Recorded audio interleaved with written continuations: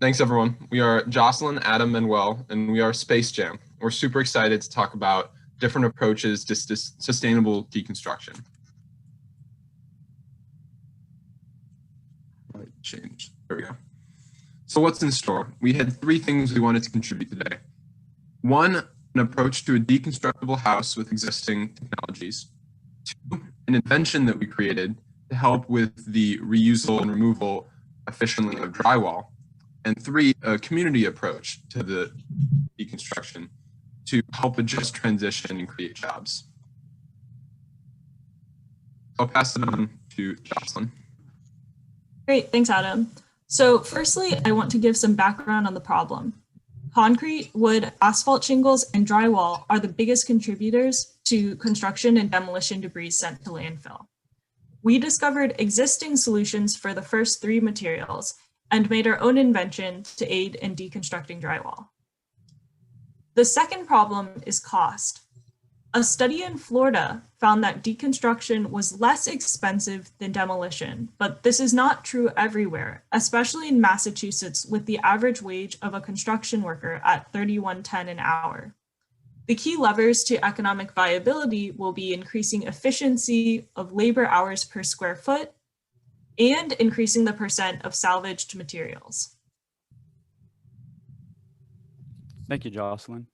Now, starting from the bottom of the house, I'll discuss some existing solutions we researched that enable design for deconstruction, while also significantly reducing waste. We recognize that concrete contributes the largest volume of construction and demolition debris sent to landfill, and so we consider concrete solutions extremely important for improving the circular economy. As a solution, we suggest precast concrete foundation walls, which offer a wealth of advantages to traditional concrete slab foundations. They're durable, time and labor saving, energy efficient, and designed for reuse. On top of the foundation, we recognize wood contributes significant waste as well. To maximize flooring lifespan and also offer reusability, we recommend wooden flooring. And to replace a wood frame construction, we propose structural insulated panels, which offer a modular, labor saving, energy efficient, and lower waste solution. Moving on to the exterior of our house, we settled on vinyl siding due to its long lifetime and ease of reuse. And now, moving up to our roof, we recommend metal roofing as a way to reduce the asphalt shingle debris sent to landfills. Metal roofing is lightweight and simple to install. It's also incredibly energy efficient and can save homeowners up to 40% on their energy expenditures. Importantly, metal roofing also enables design for deconstruction because it's easy to remove, completely recyclable, and reusable. I'll now hand it off to Adam, who will discuss a tool we invented to reduce drywall waste. Thanks, Manuel. So we looked and found drywall being a very difficult piece of the house to reuse, and we created this invention to help with that. So I'll play this one. Hi, I'm Adam. So one of the first things we realized when deconstructing houses is how difficult it People is hear to that? take apart and reuse drywall. Now, there's two issues here that we have to deal with.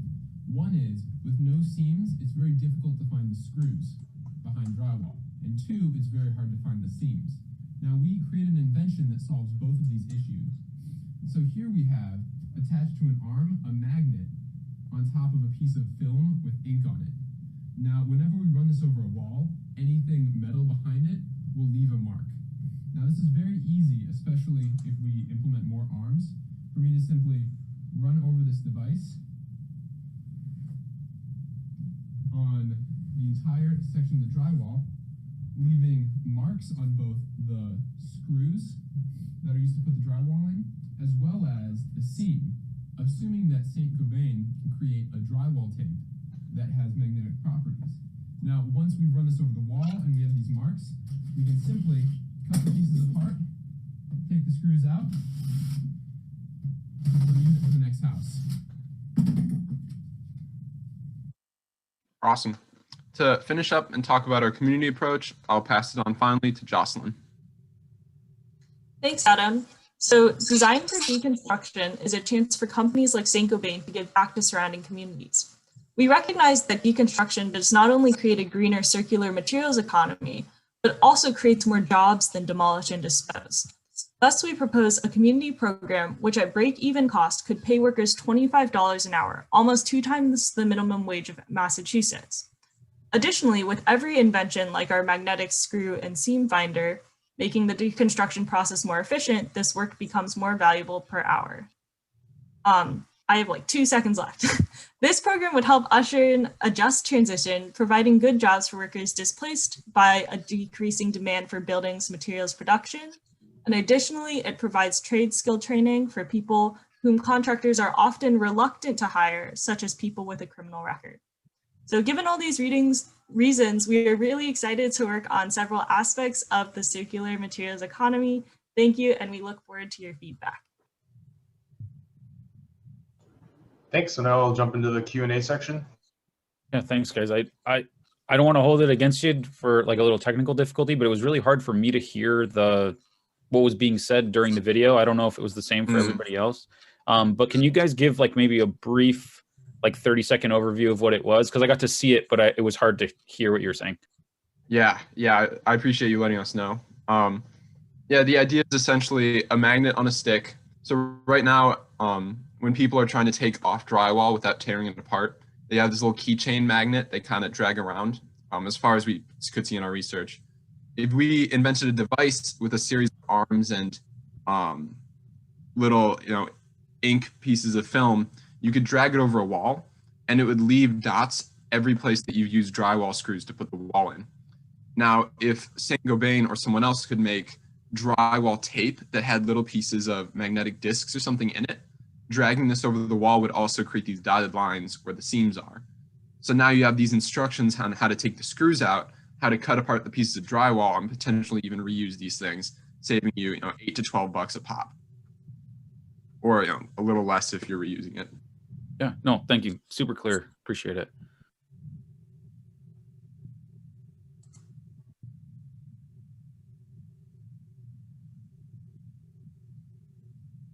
So I do have another question maybe, and it's related to the concept of reusability versus embodied carbon. So one of the solutions that you guys recommended, because it's very easy to reuse, is concrete. But concrete is a material that emits a significant amount of CO2 when it's being produced. So I'm curious your guys' thoughts on that balance.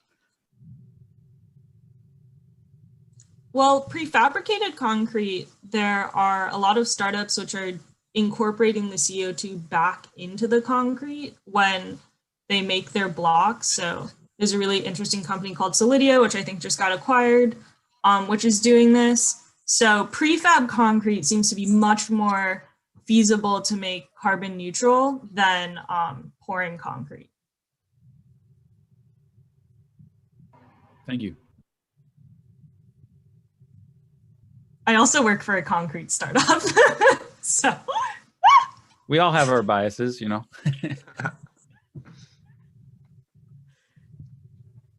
What do you think, Kim, Anton?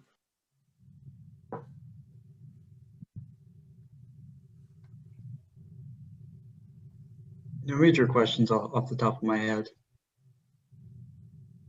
Yeah, I mean, I thought it was great actually that you guys focused on like honed in on one specific problem in terms of gypsum and trying to find a more effective way to remove it from the building and remove the screws. Based on a lot of research, it tends to be a big challenge is the mechanical attachment systems that attach the materials to the building. So that was really great that you guys focused on that. I actually had a similar question to Will in terms of like the embodied energy that goes into producing concrete. And a big issue with that also has to do with the raw materials that get embedded into it. And so I thought your answer was really strong in terms of how you talk about using recycled concrete in your approach. Yeah, I think so far your responses have been strong, and I'm looking forward to having more time to review the presentation and give you guys more feedback on the slide. I do have maybe one more question on using SIPs. What do you guys know what the end of life for a SIPs panel looks like and how that gets recycled or reused? That's a good question. didn't look into specifically how the insulation degrades over time.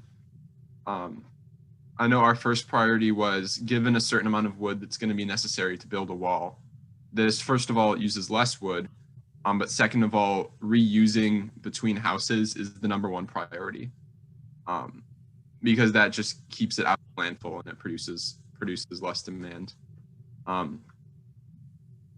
Yeah, Jocelyn or anyone wanted to add on to that?